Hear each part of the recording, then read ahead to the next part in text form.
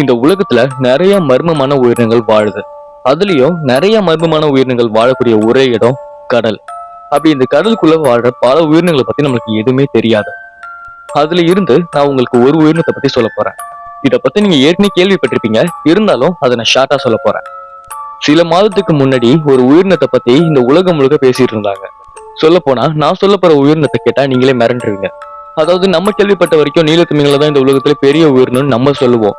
ஆனா உண்மை என்னன்னா, நீலத்திமிங்கலத்தோட பெரிய உயிரினம் கடலுக்குள்ள ஒண்ணு இருக்கு. அது இப்பவும் இருக்கு. கடல் உயிரினங்கள்ன்ற பட்டியல இல்லாத ஒரு உயிரினம் தான் லிவியதான்.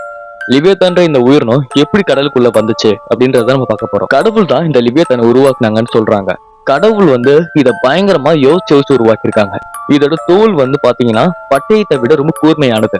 அப்படின்னா கத்தியை விட ரொம்பவே ஷார்ப்பானது. இது டிராகன் மாதிரி நெருப்பும் கக்குன்றாங்க. இது கிரேக்க தேர்களுக்கு முன்னாடி பரவலா இருக்கக்கூடிய ஒரு உயிரினம். இந்த உயிரினம் அழிஞ்சிருச்சுன்றாங்க. ஆனா இது இன்னமும் வாழ்ந்துட்டு தான் இருக்கு. இதை பத்தின முழு விவரத்தை நான் ஃபுல் வீடியோல சொல்றேன்.